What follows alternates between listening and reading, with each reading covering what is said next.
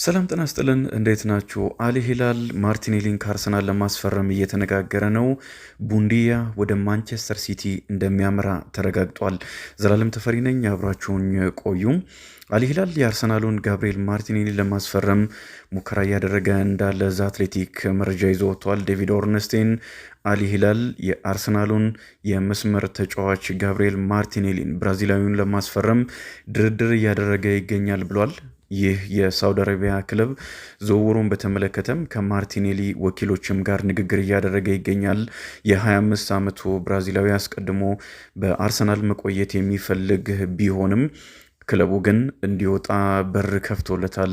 የግራ መስመር አጥቂ አንድ አስፈርሟል። ምክንያቱም ትሮሳ መውጣቱን ተከትሎ ዞሊስ ወደ አርሰናል አምርቷል። ነገር ግን በቋሚነት ሊሰለፍ የሚችል አንድ ደግሞ የግራ መስመር ተጫዋች አጥቂ እንደሚያስፈርም ይጠበቃል። ገበያው ላይ ወይም ደግሞ አጥቂ እየፈለገ ነው የሚገኘው። ሁሊያን አልቫሬዝም ሊሆን ይችላል። ግን ደግሞ አንድ ክለቡን ወደ ላቀ ደረጃ ፊት መስመር ላይ የሚያሸጋግር ተጫዋች ይፈልጋልና የማርቲኔሊ መውጣት አስፈላጊ እንደሆነ በአርሰናል ታምኖበታል። ስለዚህ የ25 ዓመቱ ብራዚላዊ አማራጮችን መፈለግ ነበረበት። ወደ ቱርክ ማምራት እንደማይፈልግ አስቀድሞ ገልጿል። ጋላት ሰራይ ከአርሰናል ጋር ሲነጋገር ነበር 45 ሚሊዮን ዩሮ አቅርቦ፣ ነገር ግን ማርቲኔሊ ፍላጎት አልነበረውም። በዚህ ምክንያት ይህ ዝውውር ሳይሳካ ቀርቷል። አሁን ደግሞ የሳውዲ ፕሮሊጎ አሊ ሂላል ፈላጊው ሆኖ መጥቷል። አርሰናል 60 ሚሊዮን ፓውንድ አካባቢ ከዚህ ተጫዋች ዝውውር ማግኘት እንደሚፈልግ ነው ዴቪድ ኦርነስቴን የገለጸው። እስካሁን ድረስ ምንም አይነት ስምምነት ላይ አልደረሰም። እንደ መረጃው ከሆነ ሁለቱ ክለቦች ስምምነት ላይ አልደረሱም። ተጫዋቹም ወደ ሳውዲ እንዲያመራ እርሱም ስምምነት ላይ መድረስ ይኖርበታል እና ከሁለቱም ጋር ከአርሰናል ጋርም ከተጫዋቹ ወኪሎች ጋርም አል ሂላል ድርድር እያደረገ ይገኛል። እናም 60 ሚሊዮን ፓውንድ አርሰናል የሚያገኝ ከሆነ ከዚህ ተጫዋች ዝውውር ምናልባት እስከ 55 ሚሊዮን ፓውንድ እንኳን የሚያገኝ ከሆነ ሌላ ተጫዋችን ለማስፈረም የሚያደርገው ድርድር ላይ ትልቅ ተጽዕኖ ሊፈጥር ይችላል። የመጀመሪያው ጋላት ሰራይ አቅርቦታል የተባለው ገንዘብ ከዚህ በጣም ያነሰ ስለነበረ አሁን ከአል ሂላል የሚገኘው ገንዘብ እጅግ ከፍ ያለ ነው።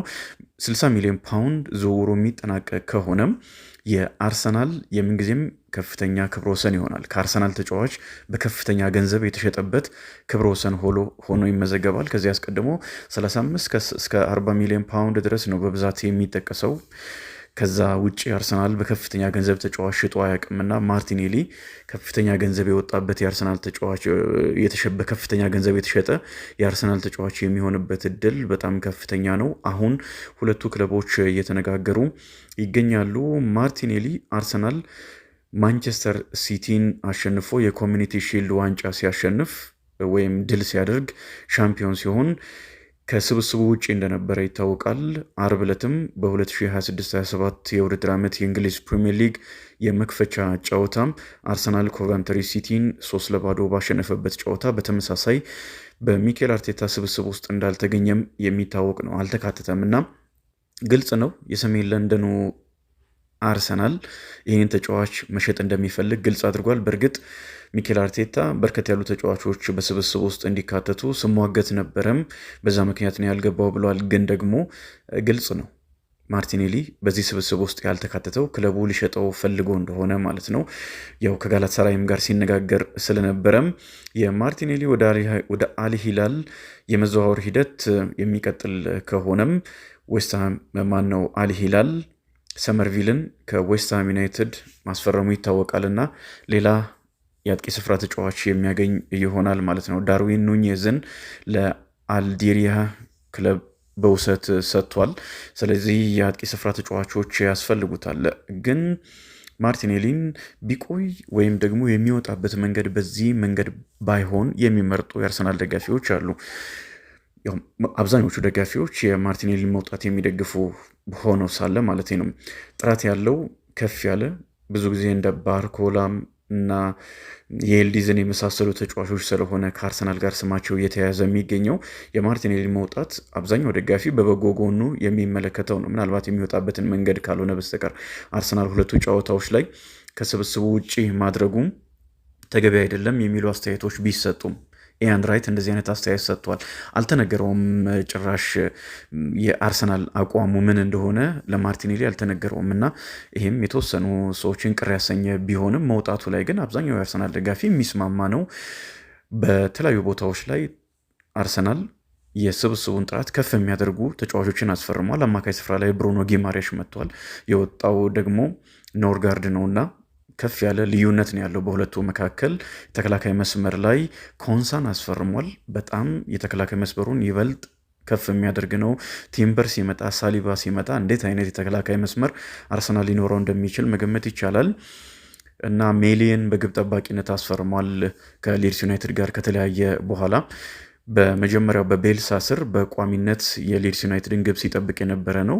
የአቋም መለኪያ የወዳጅነት ጨዋታዎች ላይም በጣም አሪፍ ብቃትን አሳይቶ በአርሰናል ደጋፊዎች ተወዷልና ኬፓ አሪዛባላጋም ቢወጣ ይመርጣሉ የአርሰናል ደጋፊዎች። የሚወጣበትም እድል አለ።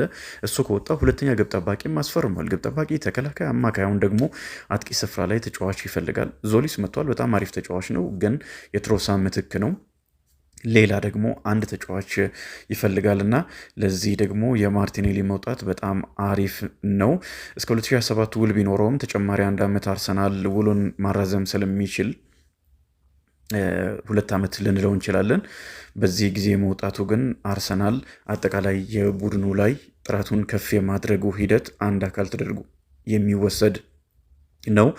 ክርስቶስ ዞሊስ መቶ ተጽዕኖውን በሚገባ ማሳረፍ ችሏል፣ ተመልክተናል። የመጀመሪያውም ጨዋታ ላይ 2 ጎሎች ሲቆጠሩ የእሱ ማስተዋጽኦ ነበረበት። ከአሲስት በፊት የነበሩትን ኳሶች ያደረገው እሱ ነው እና የኮሚኒቲ ሺልድ ጨዋታ ላይም 2 ጎል የሆኑ ኳሶችን አመቻችቶ ማቀበል ችሏል። በጣም አስደናቂ ብቃትን ነው እያሳየ የሚገኘው። በአጠቃላይ በትልልቅ ጨዋታዎች ላይ መጉላት እንደሚችል አሳይቷል።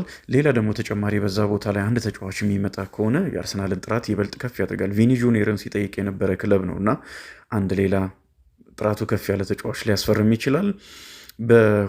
አጠቃላይ ባለፈው የውድድር ዓመት 53 ጨዋታዎችን ለአርሰናል አድርጓል። አርሰናል ከ2003/4 በኋላ የእንግሊዝ ፕሪሚየር ሊግ ዋንጫን እንዲያሸንፍም አስተዋጽኦ ካደረጉ ተጫዋቾች መካከል አንደኛው ነው።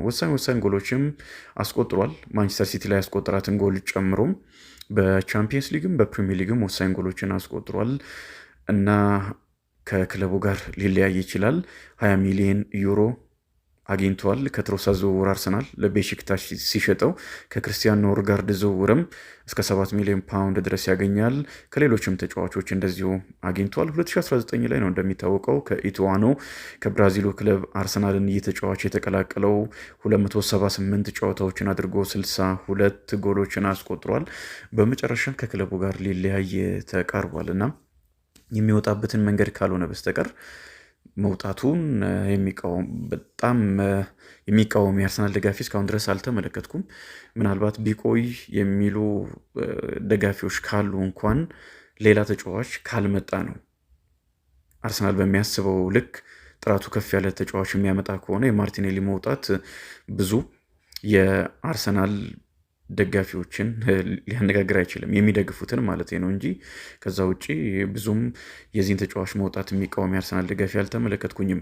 ማንቸስተር ሲቲ አዩብ ባዋዲን ከሊል ለማስፈረም ተስማምቷል። 100 ሚሊዮን ዩሮ ይከፍላል። 95 ሲደመር 5 ሚሊዮን ዩሮ ይከፍላል። እስከ 86 ሚሊዮን ፓውንድ አካባቢ ማለት ነው። ከፍተኛ ገንዘብ የሚወጣበት ሌላ አፍሪካዊ ተጫዋች ይሆናል። የሞሮኮ ብሔራዊ ቡድን ተጫዋች ነው። ማንቸስተር ሲቲን የሮድሪን ዝውውር ፈጽሟል፣ ወይም ባርሴሎና ፈጽሟል። ከማንቸስተር ሲቲ ሮድሪን አስፈርሟል እና የሮድሪ ምትክ እንዲሆኑ ከታሰቡ ተጫዋቾች መካከል አንደኛው ነው ቦዋዲ። ከነገ ጀምሮ ባሉት ቀናት ዝውውሩን ይፈጽማል ተብሎ ይጠበቃል። እርሱም እዛ ሊልን ተሰናብቷል እና ወደ እንግሊዝ ፕሪሚየር ሊግ ከሚመጡ ኮከቦች መካከል አንደኛው ይሆናል። ዛሬ ማንቸስተር ሲቲ በመጨረሻ ደቂቃ ባስቆጠራቸው ጎሎች 2-1 በሆነ ውጤት ቦርማውዝን አሸንፎ የውድድር ዓመቱን ጀምሯል። አስተያየቶቻችሁን አስፍሩ። አመሰግናለሁ።